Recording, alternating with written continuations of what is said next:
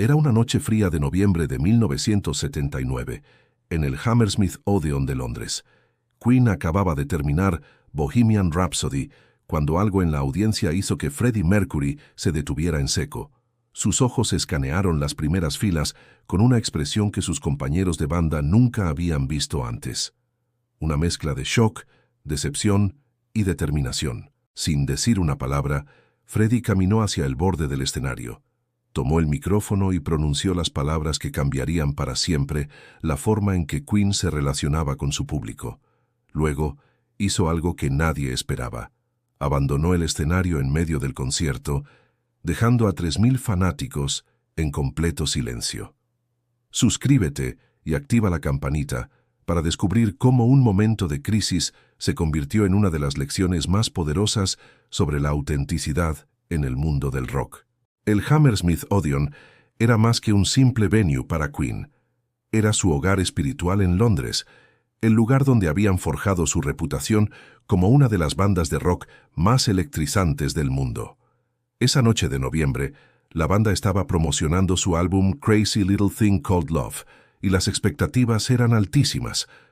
Los boletos se habían agotado en minutos, y la prensa musical británica había anunciado el concierto como el evento del año.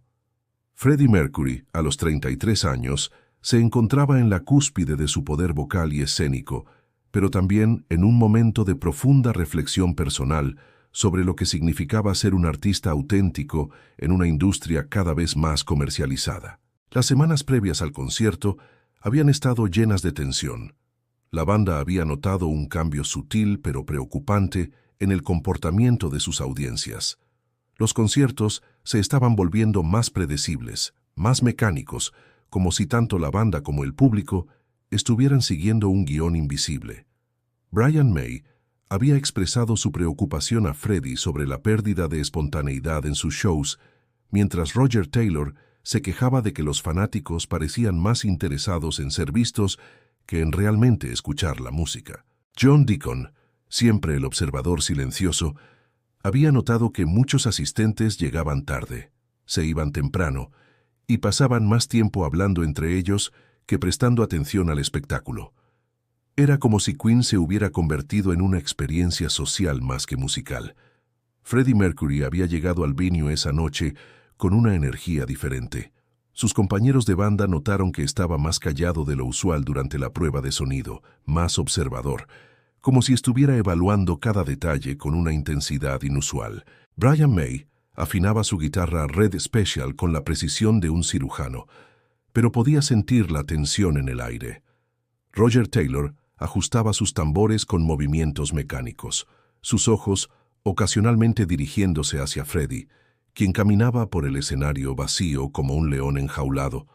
John Deacon revisaba sus líneas de bajo en silencio, pero su lenguaje corporal revelaba que él también sentía que algo estaba fuera de lugar. El equipo técnico trabajaba con su eficiencia habitual, pero incluso ellos parecían conscientes de que esta no sería una noche ordinaria. Las luces se probaron una y otra vez, los micrófonos fueron ajustados con precisión milimétrica y el sistema de sonido fue calibrado hasta la perfección. Pero toda esa perfección técnica no podía ocultar la sensación de que algo fundamental estaba cambiando en la relación entre Queen y su audiencia. Jim Beach, el manager de la banda, había notado las preocupaciones de los músicos y había tratado de tranquilizarlos, pero incluso él sentía que la industria musical estaba evolucionando de maneras que no necesariamente beneficiaban la conexión artística genuina. Los fanáticos comenzaron a llenar el Hammersmith Odeon 2 horas antes del show, pero su comportamiento era notablemente diferente al de las audiencias de años anteriores. Cuando las luces se apagaron y Queen subió al escenario, la respuesta inicial de la audiencia fue la esperada. Gritos ensordecedores, aplausos frenéticos y una energía que parecía llenar cada centímetro del venue. Freddie emergió con su característica chaqueta de cuero blanco, sus movimientos fluidos y su presencia magnética intacta. Los primeros acordes de We Will Rock You hicieron que todo el Hammersmith Odeon vibrara, y por un momento todo parecía normal. Brian May atacó su guitarra con la ferocidad que había hecho famosa a Queen.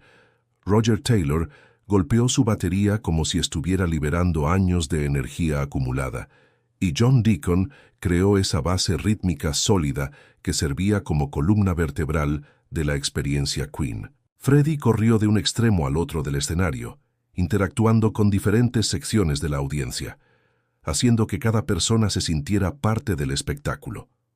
Durante Somebody to Love, dirigió al coro de 3000 voces con la maestría de un director de orquesta, y durante Don't Stop Me Now, su energía parecía contagiar hasta a los técnicos en los laterales del escenario. Pero mientras las canciones progresaban, Freddie comenzó a notar algo que lo perturbó profundamente. En las primeras filas, donde tradicionalmente se ubicaban los fanáticos más apasionados, había un grupo de personas que parecían más interesadas en ser fotografiadas que en la música. Sostenían cámaras costosas, hablaban entre ellos durante las canciones, y algunos incluso parecían aburridos durante los momentos más intensos del show. Durante Bohemian Rhapsody, la canción que había definido la carrera de Queen, Freddie notó que una parte significativa de la audiencia no estaba cantando. No era que no conocieran la letra, era que estaban demasiado ocupados posando para fotos, conversando con sus acompañantes, o simplemente mirando alrededor del venue como si estuvieran en un evento social más que en un concierto de rock. La sección operística de la canción, ese momento mágico donde la audiencia tradicionalmente se unía en un coro celestial, sonaba dispersa y desconectada. Freddie intercambió miradas con Brian May, quien también había notado la falta de participación genuina. Roger Taylor, desde su batería, podía ver toda la audiencia, y su expresión reflejaba la misma preocupación que sentía Freddie. John Deacon, aunque concentrado en su bajo, ocasionalmente levantaba la vista y fruncía el ceño al ver el comportamiento desinteresado de ciertos sectores del público. Cuando Bohemian Rhapsody terminó, en lugar de continuar con la siguiente canción del setlist, Freddie Mercury caminó lentamente hacia el centro del escenario. El silencio que siguió fue diferente al silencio habitual entre canciones. Era tenso, cargado de una energía que nadie podía identificar completamente. Freddie tomó el micrófono con ambas manos, una postura que sus compañeros de banda reconocieron como señal de que algo importante estaba por suceder. «Deténganse», dijo, y su voz resonó por todo el Hammersmith Odeon con una autoridad que hizo que hasta los técnicos dejaran de moverse. «Solo deténganse por un momento». Sus ojos escanearon la audiencia, deteniéndose en las caras que había estado observando durante todo el concierto. «Veo algo esta noche que me rompe el corazón», continuó. Su voz ahora más suave pero perfectamente audible en cada rincón del venue. «Veo personas que han pagado dinero para estar aquí, pero que no están realmente aquí. Están físicamente presentes, pero sus corazones, sus almas están en otro lugar». El silencio se intensificó, y se podía sentir cómo la tensión se extendía por todo el teatro. Brian May bajó su guitarra y se acercó ligeramente hacia Freddie, listo para apoyar a su amigo en lo que fuera que estaba por hacer. «La música no es un producto que se consume», continuó Freddie, su voz ahora cargada de emoción. «Es una conversación entre nosotros y ustedes. Es un intercambio de energía, de pasión, de humanidad. Pero para que esa conversación funcione, ambas partes tienen que estar presentes, realmente presentes». Lo que sucedió a continuación se convertiría en uno de los momentos más legendarios y controversiales en la historia de Queen. Freddie Mercury, después de una pausa que pareció durar una eternidad, dijo: «No puedo continuar este concierto sabiendo que estoy hablando a una pared. No puedo fingir que esto está bien cuando claramente no lo está». Comenzó a caminar hacia el lateral del escenario, y Brian May, Roger Taylor y John Deacon intercambiaron miradas de shock absoluto. «Freddie», murmuró Brian al micrófono, pero Freddie ya había tomado su decisión. «Cuando estén listos para ser parte de esto, para realmente ser parte de esto, estaremos aquí», anunció. «Pero no voy a prostituir nuestra música convirtiéndola en ruido de fondo para sus conversaciones sociales». Y con esas palabras, Freddie Mercury abandonó el escenario, dejando a sus compañeros de banda, al equipo técnico y a 3.000 fanáticos en un estado de shock total. El silencio que siguió fue ensordecedor. Brian May se acercó al micrófono, claramente sin saber qué hacer o decir. Roger Taylor se levantó de su batería, sus baquetas aún en las manos, mirando hacia donde Freddie había desaparecido. John Deacon simplemente se quedó inmóvil, su bajo colgando de su hombro, procesando lo que acababa de presenciar. Durante varios minutos que parecieron horas, nadie se movió. La audiencia estaba dividida entre la confusión, la indignación y algo que muchos no habían sentido en años: la necesidad de reflexionar sobre su propio comportamiento. En el backstage, Freddie Mercury se sentó en una silla de plástico, su cabeza entre sus manos, procesando la magnitud de lo que acababa de hacer. Jim Beach corrió hacia él, alternando entre la preocupación por su artista y el pánico por las implicaciones comerciales y legales de abandonar un concierto a la mitad. «Freddie, ¿qué demonios acabas de hacer?», le preguntó, pero Freddie levantó la mano pidiendo silencio. «Hice lo que tenía que hacer», respondió, su voz ahora calmada pero firme. «No puedo seguir pretendiendo que está bien convertir nuestra música en entretenimiento de fondo».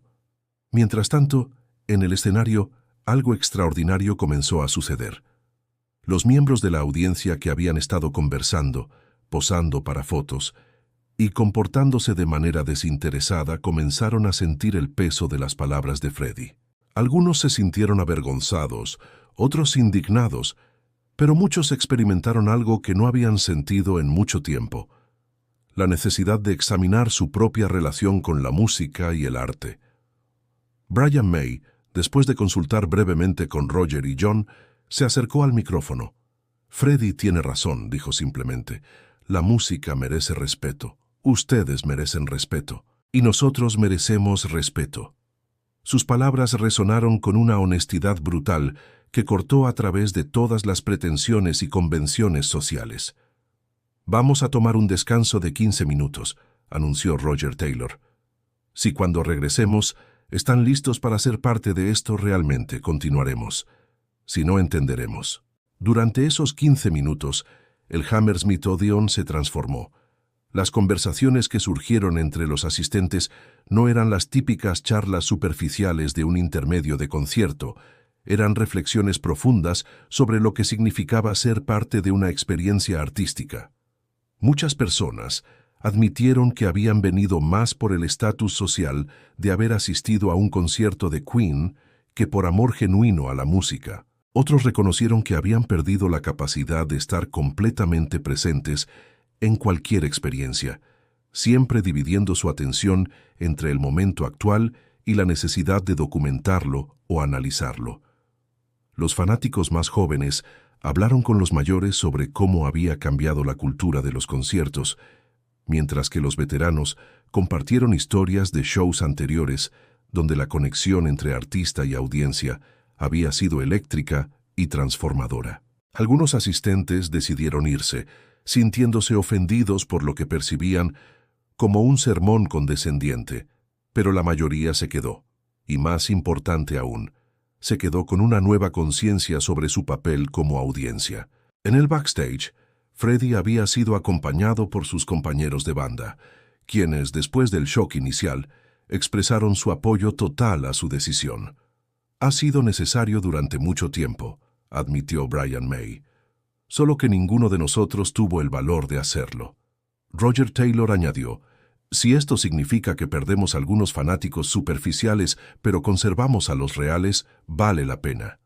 John Deacon, en su estilo característicamente conciso, simplemente dijo: «Estoy contigo, Freddie». Cuando Queen regresó al escenario después del descanso, el ambiente había cambiado completamente. La audiencia que los recibió era diferente, más atenta, más presente, más conectada. Freddie caminó hacia el micrófono con una sonrisa que mezclaba nerviosismo y determinación. «Gracias por quedarse», dijo simplemente. «Gracias por estar aquí, realmente aquí». Lo que siguió fue uno de los conciertos más intensos y emocionalmente cargados en la historia de Queen.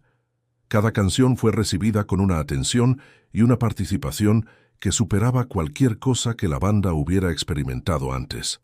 Durante Love of My Life, la audiencia cantó con una sincronización y una pasión que hizo que los 4 miembros de Queen intercambiaran miradas de asombro. We Are the Champions se convirtió en un himno de triunfo no solo musical, sino personal y colectivo. Brian May tocó su guitarra con una intensidad renovada, inspirado por la respuesta genuina de la audiencia. Roger Taylor golpeó su batería como si estuviera liberando años de frustración acumulada por conciertos mecánicos y desconectados. John Deacon creó líneas de bajo que parecían conversaciones íntimas con cada persona en el venue. Y Freddie cantó como si su vida dependiera de ello, sabiendo que había arriesgado todo por un momento de honestidad artística y que había valido la pena. Cuando el concierto terminó, el aplauso no fue solo reconocimiento por una gran actuación, fue gratitud por una experiencia transformadora. Las consecuencias de esa noche se extendieron mucho más allá del Hammersmith Odeon.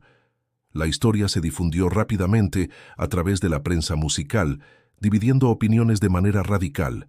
Algunos críticos acusaron a Freddie Mercury de arrogancia y de maltratar a su audiencia, mientras que otros lo elogiaron por su valentía artística y su compromiso con la autenticidad.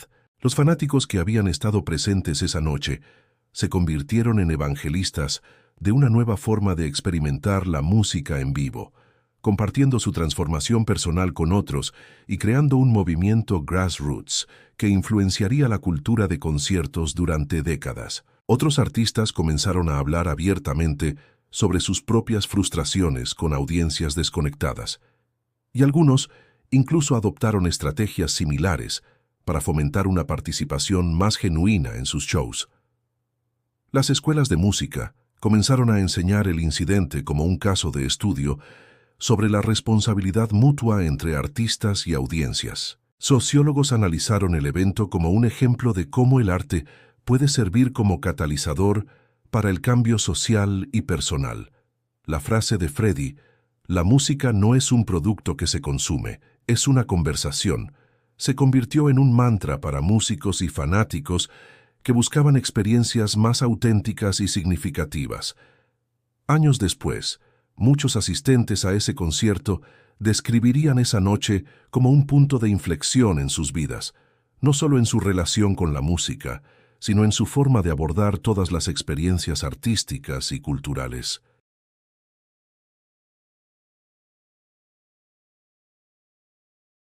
Músicos de todas las generaciones citan ese momento como inspiración para mantener la integridad artística, incluso cuando es comercialmente riesgoso.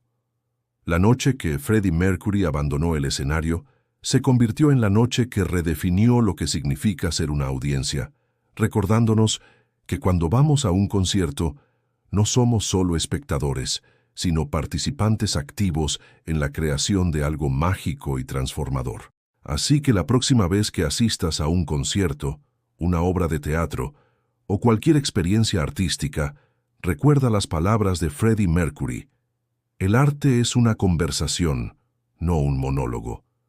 ¿Estás realmente presente cuando experimentas arte o simplemente estás físicamente ahí? ¿Qué cambiaría en tu vida si te comprometieras a estar completamente presente en cada momento significativo? Comparte tu reflexión en los comentarios y suscríbete para más historias que desafían nuestras percepciones sobre el arte, la autenticidad y la conexión humana.